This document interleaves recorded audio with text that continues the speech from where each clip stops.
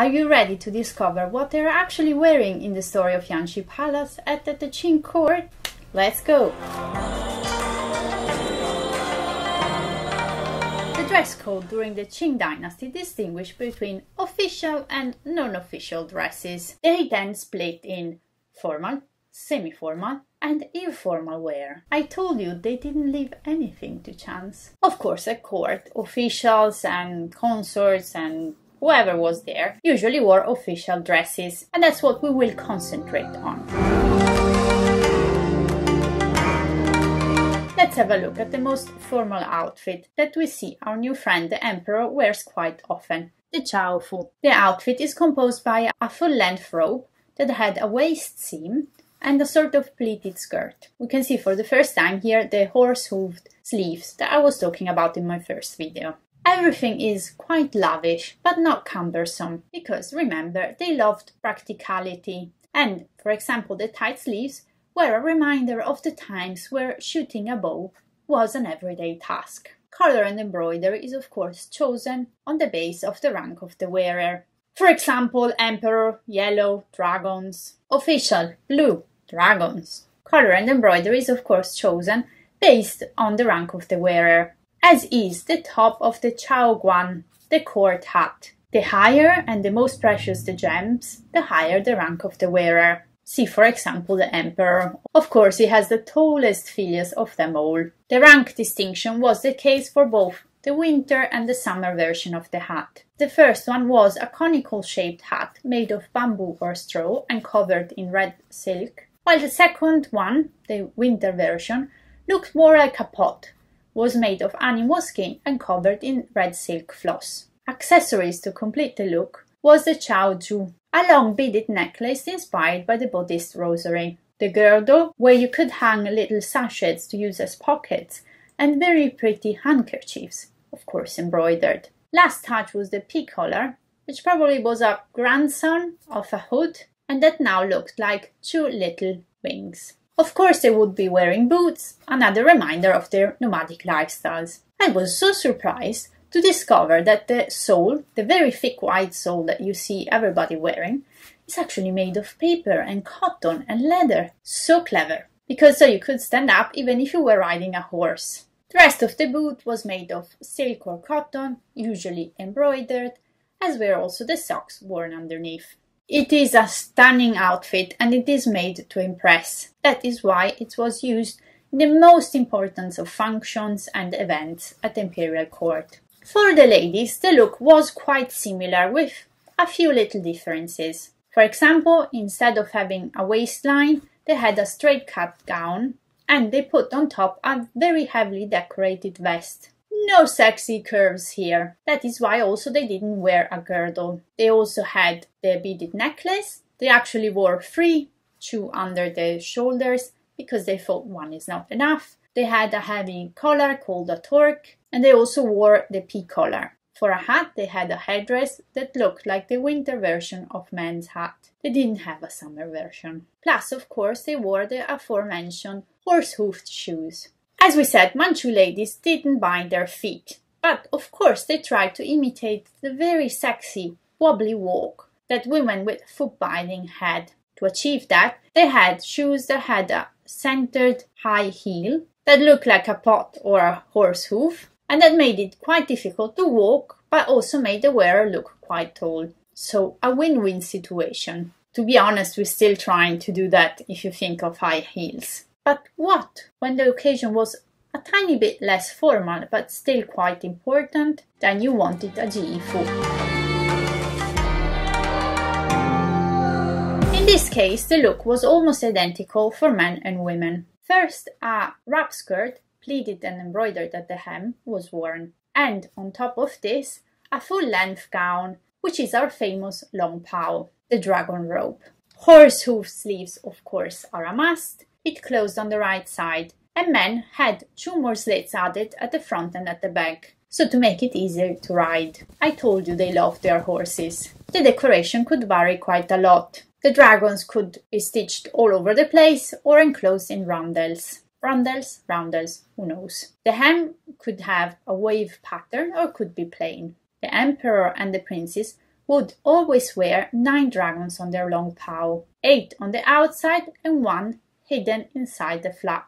Men still had a girdle with kerchief hanging, a hat and the boots. Women also wore the appropriate hat, this time only 1 beaded necklace, and a kerchief hanging from the side, and of course the horse-hoof shoes. On top of both formal and semi-formal gowns, usually more for the long pao though, a surcoat could be worn, a gonfu or a longhua, with a center front opening and wide sleeves, usually of black or blue color. That was the garment where the mandarin square was stitched on. Everybody else would have the usual roundels with the dragons. We see in the show that the jifu is more often worn by the consorts during their semi-official or semi-formal occasions. They have all different embroideries, the most popular being flowers. In reality, also the phoenix was an appropriate choice for the empress and all the consorts, but I don't see that very often in the show. I think they like to showcase the different character of each concubine through what she liked and what she wore.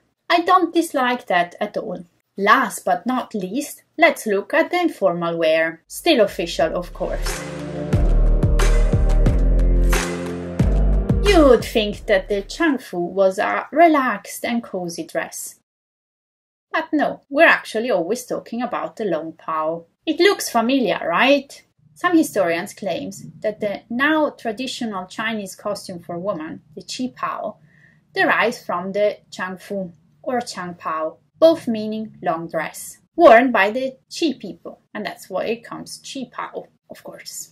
It had less insignia and decoration than the more formal ji fu, and you could go wild with colors. No, I was joking. They were still very strict. To complete the zhangfu, a man could wear a cap in a very domestic environment. We see the emperor doing that quite often, while the ladies chose to wear the liangbatu, which we will see in a moment. Also, big jewelry was left off, and instead of the huge beaded necklace, some small rosaries were hung at the side buttons or carried about. We can see that the informal long pao is the preferred dress by the empress and the emperor. I say Empress Fuxia looks chic as hell in hers. It is also the chosen uniform for the eunuchs. Eunuchs? You know what I mean. But what did you wear to stroll around and plot the next murder of the concubine you hate?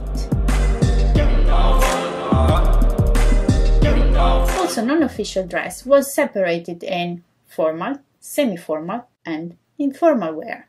The concubines and consorts mostly wear the semi-formal bianfu, while the maids and the servants wear an informal version of it. The big difference between a bianfu and a changfu is that the first doesn't have the horse hoof sleeves, but instead had quite wide cuffs. There is a strong Han influence, and these cuffs were reversed to show a contrasting border. In this case, you could go a bit wilder with colors and decorations, and we see many beautiful examples worn by the concubines. The maid also wore an informal version of the bianfu, which was less decorated and of plainer fabric. A maidservant of the imperial city at the end of the 19th century describes what they used to wear. In summer, a pale blue or green dress, and in winter a purplish brown. The hair was in a braid and tied with a red ribbon. For the Dowager Empress' birthday, they could wear red.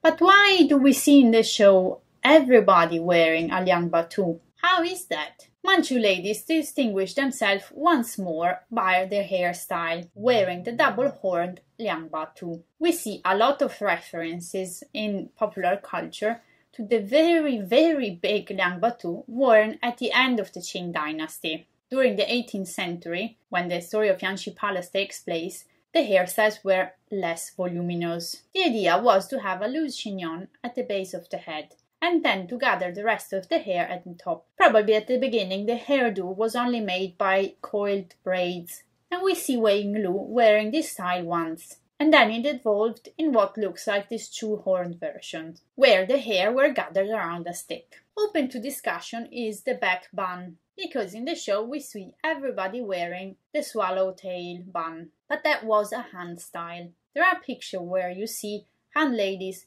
wearing Manchu styles and Manchu ladies wearing Han styles. because of course, when the hatred that was at the beginning of the Manchu invasion kind of calmed down a bit, ladies changed trends because, you know, fashion. Still remains an open question if they would have done so at the Imperial Palace, where hand styles were frowned upon. Anyway, why are the Liang Batu so stunning? Because of the decorations, of course. Fresh flowers, fake flowers in velvet or silk, hairpins, tassels, all was used to decorate the precious heads. I could go on for hours describing all the trends that each consort is wearing in the show, but let's concentrate on two crafts that the show recreated to perfection. One was the Ronghua, velvet silk flowers. Apparently, it takes days to make only one of these precious flowers. And in 2006, they were declared an intangible cultural heritage of China. Just saying. The Jiansui, or the kingfisher hairpins, is another very popular fashion. And yes, a clue of what they were made of is in the name.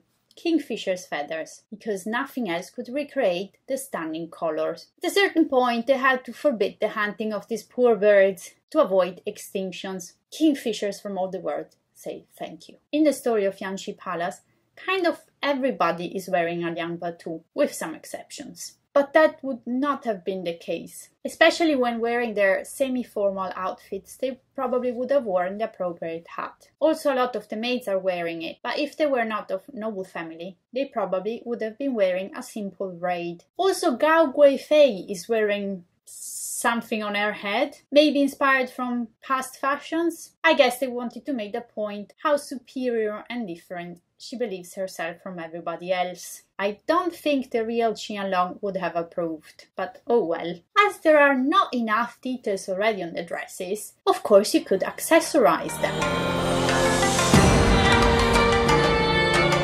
Let's talk, for example, about jewelry. Another Manchu inheritance we can spot in the show are the earrings, usually worn by three. And also there you could, of course, distinguish the rank of the different women. For example, the empress would wear 3 full sets of pearls and gems, while maybe a lower servant would only wear simple rings. Also, of course, gentlefolk was not working very much.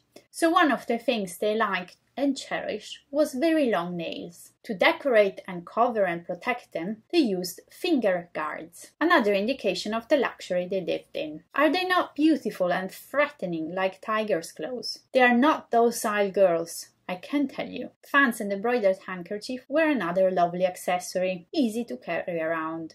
We see plenty of beautiful examples. Last but not least was this whimsical shawl that reminded of a cloud, Yunjian cloud shoulder. Everybody's wearing one at a certain point, and we can see the creativity and the fun they had in recreating them. You think I forgot men, but of course I didn't. They showed off their wealth as much as women did, usually by pendants that both women and men actually loved, but they could carry it around on the girdle with their embroidered sashes. Gold was of course very precious and all of other stones, but jade was by far the most valued. Did I forget something? Probably yes. This period has so many details that you could drown in them all. There are so many examples of amazing craftsmanship and creativity. Only the idea that you could recognize the status and the rank of a person by embroidery and how many accessories they were wearing, it's amazing. It is something very far from our way of thinking. In ancient China, the position you held in society was the most important thing, while, especially in our Western society, our individualism was most cherished. I ask myself though, are we really so free to choose what to wear? Fashion trends dictate what we find in stores. Remember the scene of the blue sweater in The Devils Wear Prada. Social media conform us to an ideal of beauty that changes once every decade. And social pressures decide what we have to wear and what not. Considering a positive point though, is dressing in a certain way gives important impulse to certain events of our lives. A wedding, for example. And the fashion of the Qing period was all about that. Let's cherish this wealth of information from the past and the different thinking that, despite all, we can still understand and value. And a big applause to the crew that brought to life the amazing reality of the story of Yanxi Palace. I hope you enjoyed this very nerdy video about fashion from the past. If you did, please click like and subscribe to my channel. Thank you for watching.